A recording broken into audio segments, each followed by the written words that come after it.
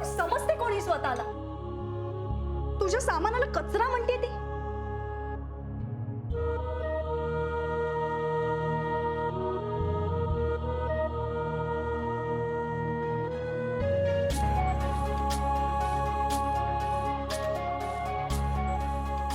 एक तर तुझ्या घरी राहते, त्यावर तुझ्या नवऱ्याला स्वतःच्या तालावर नाचवते, पण आज म्हणजे ना कहर झालाय अगदी.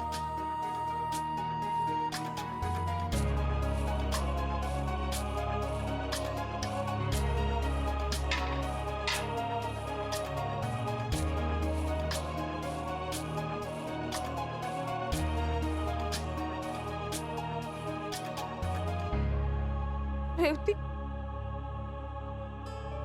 ही साडी यांनी मला आमच्या लग्नाच्या 5व्या वाढदिवसाच्या दिवशी दिली होती.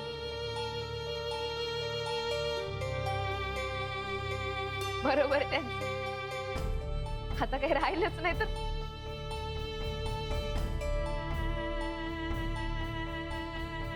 राधिका, सामान घेणे आजचं. मी मदत करते.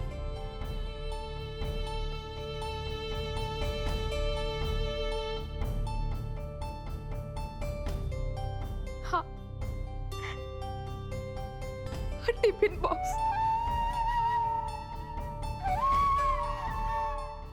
अथर्वसाठी मोठ्या हौशीने आणला होता. म्हणाले होते अथर्वला आपण खूप शिकवायचं, मोठं करायचं, त्याला काही सुद्धा कमी पडू द्यायचं नाही. आता तर सगळं विसरूनच गेले हे. नानी, हे उचला. चल उठ राधिका, चल.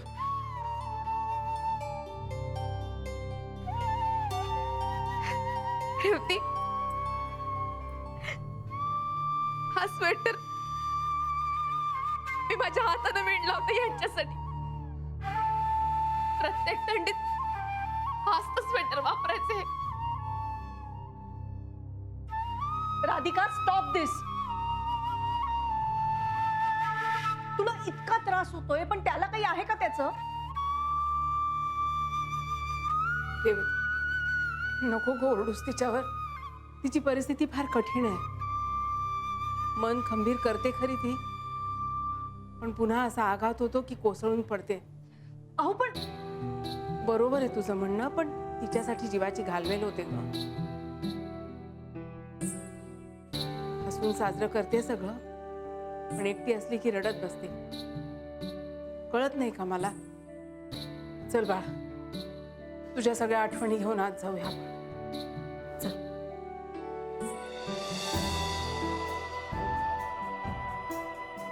यांच्याशिवाय सगळं अधुरं आहे, त्याचं काय करू?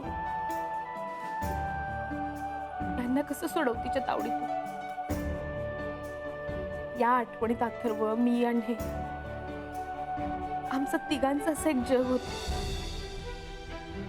ते कसं परत आणू? काय करू हो मी?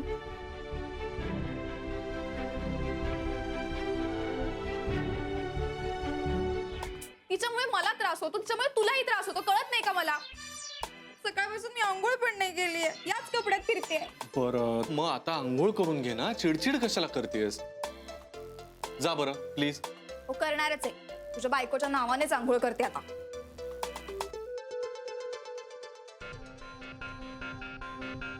शनायाची लवकरात लवकर कुठेतरी सोय व्हायला हवी, नाहीतर हिला काहीतरी कामात तरी अडकवायला हवं.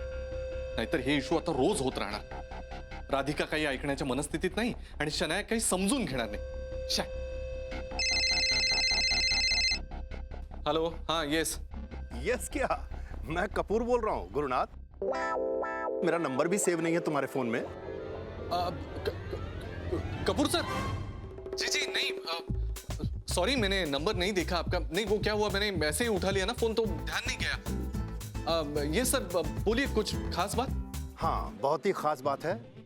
तुम तो जानते हो कि मेरा ट्रांसफर हो गया है, और मैंने सुना है कि तुमने मेरे लिए कुछ खास फेयरवेल पार्टी का इंतजाम किया है, तो बस इसीलिए फोन कर दिया. जी सर, आपके लिए इतना तो कर सकते हैं ना हम. हाँ, अच्छा सुनो, मेरी एक रिक्वेस्ट है गुरुनाथ. Yes sir. मैं चाहता हूँ इस फेयरवेल पार्टी में तुम भाभी जी को साथ लेकर के आओ.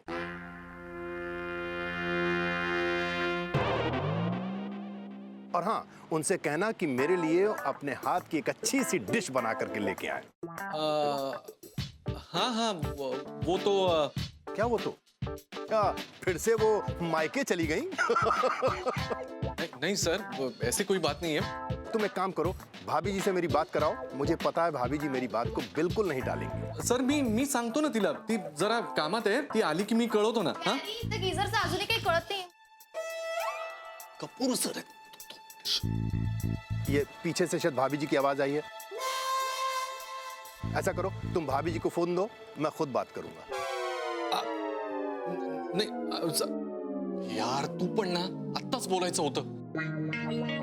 कपूर सर, त्यांना राधिकाशी बोलायचं आणि त्यांनी तुझा आवाज ऐकला, त्यांना वाटलं की राधिकाच आहे. आता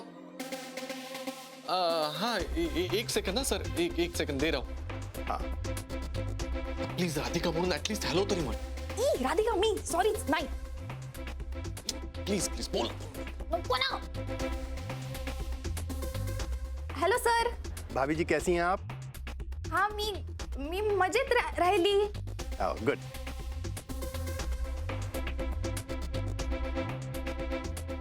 ये आपकी आवाज को क्या हो गया? तबीयत तो ठीक है आपकी? नहीं, वो जरा खांसी हुई है ना. ओह अच्छा, ऐसा करो, आप रेस्ट करो। और हाँ, ये आप तो जानते हो कि मेरा ट्रांसफर हो गया है और गुरुनाथ ने मेरे लिए एक फेयरवेल पार्टी का इंतजाम किया है।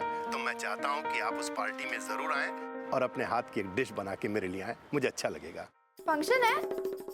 हाँ, आती हूँ ना. हाँ भाभी, अच्छा अभी आप रेस्ट कीजिए। Take care please. और हाँ, आते समय अपने हाथ की डिश बना के जरूर लाइएगा प्लीज। हाँ हाँ, अच्छा bye. Okay, thank you. Shanaya, नुसतं हॅलो म्हणायचं होतं, तू एवढा वेळ का बोलत बसलीस आता? मी कुठे? तेच बोलत होते माझ्याशी. आता तू बोलली नसतीस तर कपूरांना डाऊट आला असता ना. मागच्या वेळेस सुद्धा आला होता आणि यावेळेला तर राधिकाशी बोलायचंच होतं म्हणून तुझ्या हातात दिला. तर आता अरे बापरे, त्यांना आता राधिकालाही भेटायचंय, तिच्या हातचा पदार्थही खायचा आहे. काय कसं करणार आहे ना मी, मला तर टेन्शनच आलंय सगळं. अरे मग बाहेरचा कोणता तरी पदार्थ घे आणि दे ना त्याला. काय करणार त्या म्हाताऱ्याला? कसंही चाललाय तू आता. अगं ते कंपनी सोडून नाही जाते त्यांची. जाऊ दे ना शनाया, मी बघतो ना. तू जा ना, आंघोळ करून ये, तू जा पटकन. हा फाईन, जाते. मग ते गिझर. मी आलो, एक 2 मिनिटं.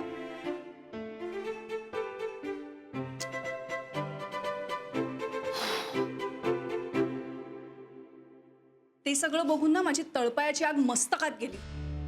मी तिथे असते ना तर मी 2 थोबाडीत ठेवून दिले असते तिच्या. नाही ना रेवती, तेच तर करायचं नाही ना आपल्याला. याशी वागले तर यांच्याच नजरेत वाईट ठरेल. अगदी बरोबर. आपला उद्देश तिला शिक्षा करायची हा नाहीये. आपला उद्देश आहे गुरुनाथला तिच्या तावडीतून बाहेर काढणं. हा नानी, तुम्हाला अजूनही असं वाटतं की गुरुनाथ तिला सोडून हिच्याकडे परत येईल? रेवती, मला वाटते आशा. अगं आपण स्वप्नच पाहिली नाहीत तर ती पुरी होणार तरी कशी?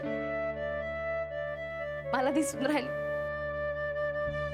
माझा नवरा माझ्याकडे परत आला आणि मला आशा आहे ते नक्की परत येतील.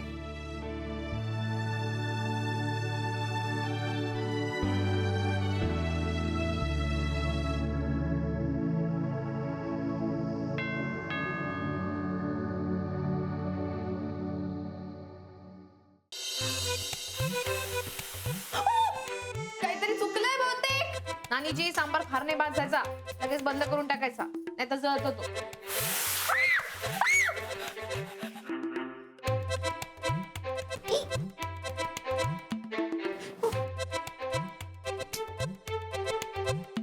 अच्छा, अगं कुणी सांगितलं होतं हे तुला करायला?